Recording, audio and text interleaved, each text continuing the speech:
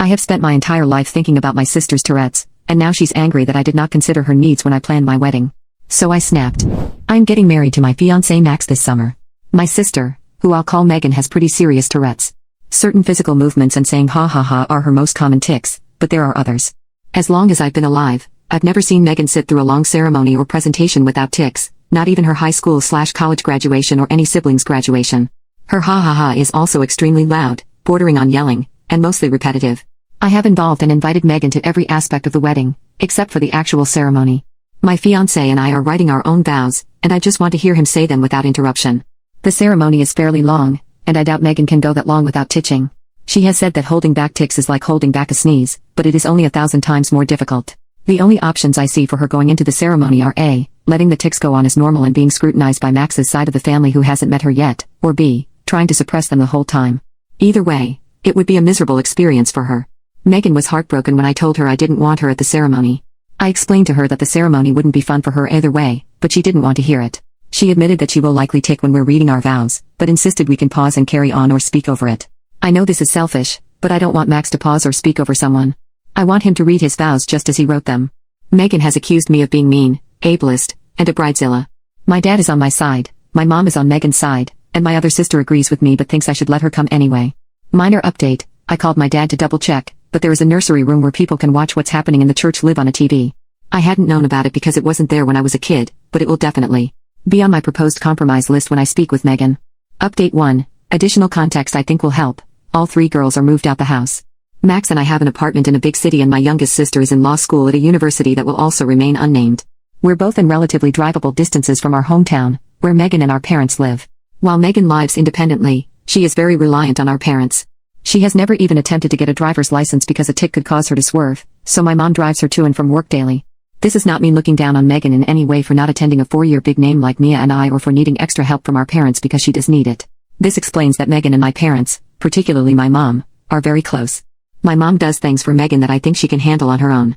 Megan rarely communicates directly with Mia and I. Instead, our mom usually calls us and says, Megan wants X or Megan mentioned she felt Y. Our fight about the wedding was one of the few real discussions we've had without mom mediating. So, the first person I actually called was my mom, not Megan. I told her that Megan and I are both grown adults capable of handling ourselves. I said I would not consider anything other than what comes directly from Megan's mouth. If mom tells me Megan is upset, I will disregard it. I got pretty frustrated when she steamrolled over my request and threw in her face that I was the one paying for the wedding, not her and dad, which I regretted. I said I'm willing to work something out with Megan, but if they refuse to communicate or try to disrupt our conversation all 3 of them will be disinvited. I reminded her Megan was an adult and hung up. I won't copy and paste the exact text I sent Megan, but here are the main points. It was not my intention to hurt you, and I'm sorry. Please explain. I want to talk, not text. Things are too easily misconstrued. Your verbal tics have never been a problem for me. I didn't mean to make you feel ashamed of them. I don't want you to feel like we can't talk. The wedding ceremony is a one-time thing I can explain if you call me. Mom and dad are not in the room when she calls me. I have already called mom and told her to stay out of my business. I want to talk to her alone, and breaking my trust on this will have serious consequences. A list of 2-hour blocks I'm available for conversation in the next 3 days. I love you. She responded picking one of the times tomorrow and nothing more, but I'm hopeful we can work this out. Update 2. I called Megan this morning.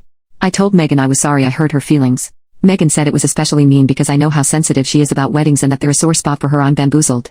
I informed Megan that I was not aware that weddings were a particularly sensitive subject for her. Megan does not believe me. How can I not know how upsetting it is when she and my mom repeatedly mention the exclusion to me every time it happens?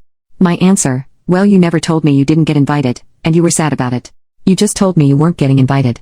Megan says it's pretty easy to figure out and thinks I'm being purposefully obtuse. I was supposed to pick it up from context clues, and apparently, literally, everyone else had. Megan cries. I don't know what to do.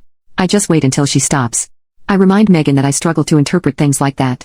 I told her that just like she needs some accommodations for her Tourette's, I need accommodations for my autism, and she has to explain things to me, especially feelings-related things, because I need that extra help. Here is a brief interlude you can skip. Megan, you need someone to explain crying to you? Me, this is the first time you've cried about it to me.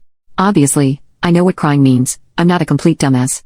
Megan, I didn't say you were a complete dumbass. Me, I felt like it was implied. Megan, you just told me how badly you understand the implications. Me, I can still guess. Megan, well, your guess is wrong. I conceded to her but repeated what I had said about needing some things explained to me. Now, I will explain my idea of the nursery room to Megan and livestream it so she can see it. The next accusation from Megan, You're ashamed of me just like friends are. You think I'm embarrassing. I say no. I wouldn't invite her to anything if I were ashamed. I told her I didn't want her at the ceremony specifically because, 1, the sudden loud noises really will distress me. Especially in a typical setup where the bridesmaids are behind me, and I can't see them. I won't even have a warning that it's coming. She says fine in a tone I can pick up on, and I ask her if this is how she feels because if it's not, she needs to tell me. I haven't even brought up the possibility of violence yet because that will make her even more upset. After a significant pause, she says no offense but feels like I'm just saying this to hide that I'm ashamed of her and that her friends make lots of excuses like that. I say no, but I understand why it looks that way. I have always downplayed my issues when I'm with our family. If she thought I was lying, I said she could talk to Max, his family, or any of my friends who could verify that my sensitivity to loud sounds wasn't recent. She said fine in a way that I interpreted as being more mollified, and then I said I was worried about her violent tics. She seems more understanding but insists she can handle it. I try to use my voice as much as possible gently, but I explain that anything above a 0% chance is unacceptable to me. She says it's not that bad, but her tone of voice and inflection are different. I interpret from this she might actually agree with me but is not ready to admit it yet or doesn't believe what she's saying. I reminded her that our families are historically bigger and she works out a lot.